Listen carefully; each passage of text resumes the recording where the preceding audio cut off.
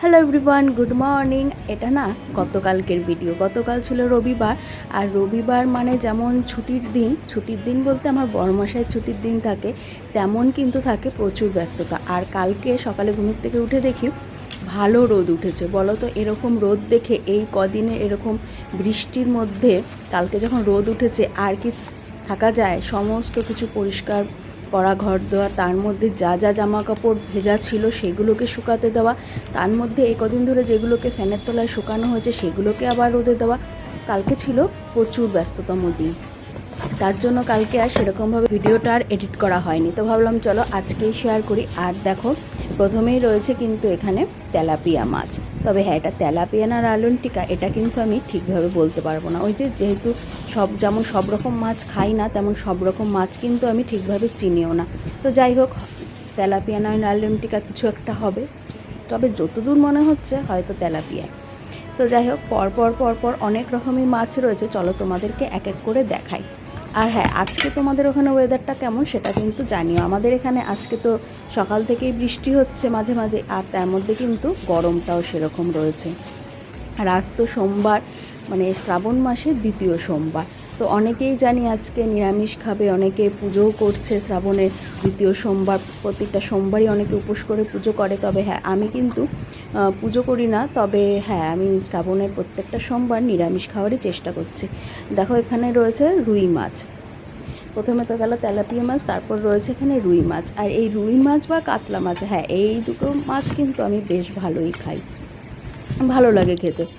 আর সাথে অন্যান্য মাছও আছে অনেক রকমই যেগুলো খাই ভালো, তবে এই দুটো মাছ হলে আর ঠিক আছে, চলো হয়ে যাবে। আর দেখো, তারপরে রয়েছে পাবদা মাছ। হ্যাঁ, এই পাবদা মাছটাও বেশ ভালো খাই, তবে আজকে পাবদা মাছগুলো একটু ছোট সাইজ, বেশি বড় সাইজের না, যেমন পেয়েছে তেমনই এনেছে ধরো। তবে আমার মনে হয় এই সিজনে পাবদার থেকে শীতের সিজনে পাবদাটা কিন্তু বেশি টেস্ট হয়। পাবদা, ভেটকি এগুলো শীতকালেই ভালো টেস্টের থাকে। তোমাদের কার কী মতামত কমেন্ট করে কিন্তু জানিও। তো প্রথমেই তো গেল তেলাপিয়া মাছ, সাথে রয়েছে রুই মাছ, আর এদিকে রয়েছে পাবদা মাছ। তো 3 রকম মাছ তো ধরো এখানেই হয়ে গেছে। আর আমরা না একবেলাই মাছ খাই, আর রাতের দিকে যেহেতু সবাই রুটি খায়, তবে হ্যাঁ, আমি কিন্তু রাতে ভাত খাই, আমার জন্য মাছ থাকে। আর এই দেখো, আজকে মানে গতকালকে ছিল শো স্টপার, এই যে ইলিশ, বেশ ভালো বড় সাইজ কিন্তু। তবে হ্যাঁ, কাঁচা না পাকা এটাও আমি বলতে পারবো না।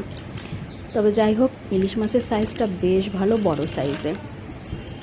তো চলো বের করে দেখাই তোমাদের ঠিক কতটা বড়। এই দেখো, এখন না মাছগুলো প্লাস্টিকে এরকম র্যাপ করা থাকে। আগে ছোটোবেলায় যখন মাছ দেখতাম তবে কিন্তু কখনোই এরকম দেখিনি। দেখো, বেশ ভালো বড় সাইজ, 700-800 তো হবেই ওজনে।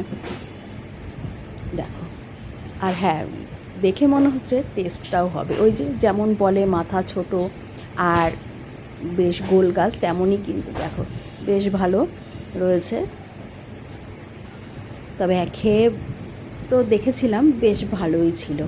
গতকালকেই রান্না হয়েছিল এই ইলিশ মাছ, যেহেতু শো স্টপার রবিবারের, তো সেটা তো কালকে হয়েছিল, আর ভালোই লেগেছে খেতে, খারাপ না। এত দামি মাছ যদি খেতে সেরকম ভালো না হয় তবে সত্যি মনটা খারাপ হয়ে যায়। তবে হ্যাঁ, ভালোই ছিল। তো এদিকে তো হয়ে গেল ইলিশ মাছ, রুই মাছ, তেলাপিয়া, সাথে হচ্ছে পাবদা। আরও চলো, আরেকটাও কিন্তু মাছ এখানে রয়েছে। আর আমি না সত্যি সেটা না খেয়ালই করিনি যে আরেকটা প্যাকেট রয়েছে। আমি ভেবেছি যে ঠিক আছে এই কটাই রয়েছে মাছ, জানো তো পরে দেখি ব্যাগের মধ্যে আরেকটা মাছও রয়ে গেছে। বলো তো, যদি খেয়াল না করতাম কী অবস্থা হতো। আর আজকে না মোটামুটি সব মাছই কাটা রয়েছে, খালি ইলিশ মাছটাই কাটতে হবে, আর এছাড়া সব মাছই মোটামুটি কাটা রয়েছে। রবিবারের বাজার তো সব সময় মাছ কেটে দিতে চায় না, অন্য অন্য দিন গেলে পরে সব মাছই ছোটো বড় সব মাছই কেটে দেয়। তবে রবিবারের বাজারগুলো এতটা পরিমাণে ভিড় হয় যে তখন আর মাছ কাটতে চায় না। এই দেখো, বললাম না যে একটা মাছের প্যাকেট ছিল আর আমি সেটা খেয়ালই করিনি। এই দেখো, সেটা হলো চিংড়ি মাছ।